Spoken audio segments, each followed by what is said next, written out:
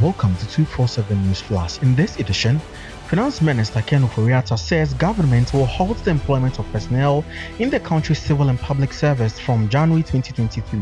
He added that the decision is geared towards expenditure rationalisation going forward.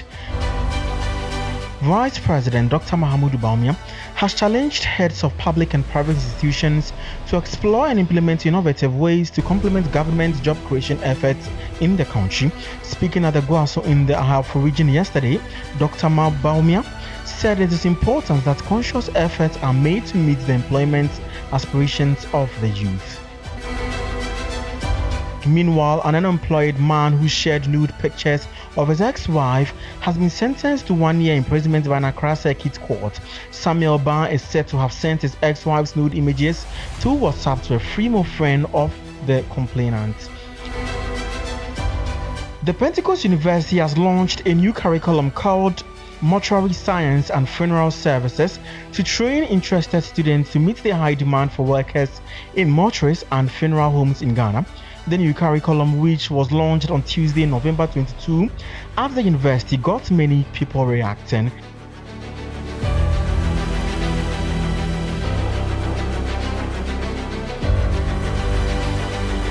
In business, government has stated that it cannot meet the 60% increase in base pay being demanded by organized labor.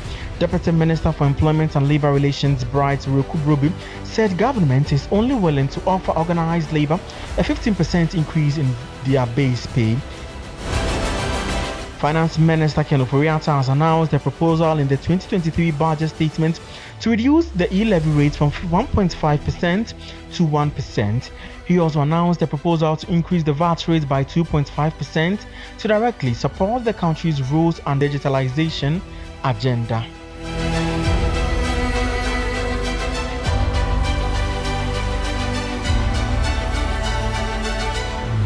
On the global front, Zimbabwean President Emmerson Mnangagwa's government has approved a proposed law that seeks to punish unpatriotic citizens as the 80-year-old ruler moves to silence critics and entrench his rule. Soon after winning the disputed 2018 elections, President Mnangagwa promised a law that will punish Zimbabweans who lobby for sanctions against their country. Elon Musk has said Twitter is hiring staff again after sacking more than 4,000 employees in recent weeks. The billionaire entrepreneur told staff on Monday that the company is finished with laying off workers and is actively recruiting for roles in its engineering and sales department, The Verge first reported.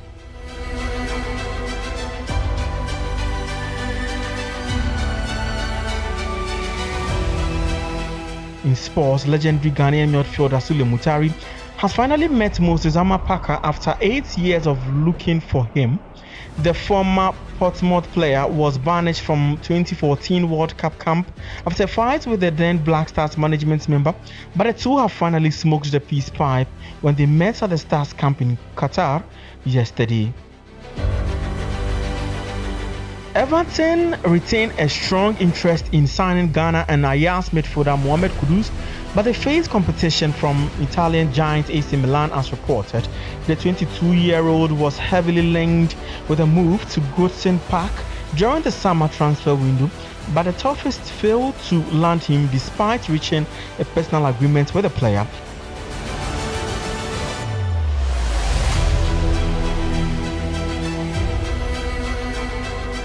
In entertainment, gospel artist Diana ASAMOAH-I has once again reiterated that she loves her new self, especially her ability to slay for Christ by dressing stylishly anytime she makes a public appearance. The celebrated Ghanaian singer, who has 8 albums to her credit, has recalled how she used to be too spiritual, causing her to judge and condemn those who are fashionable. Finally, in the news this evening, A's Nollywood actress Rita Dominic and her husband, Daily Times publisher Fidelis ANOSIKE-'s, are yet to have their white wedding in Yorkshire, England on November 26, 2022. The couple had their traditional wedding 7 months ago and will exchange their vows before friends and family in a 900-year-old abbey in England this weekend. That'll be it for the news this evening. Thank you for watching.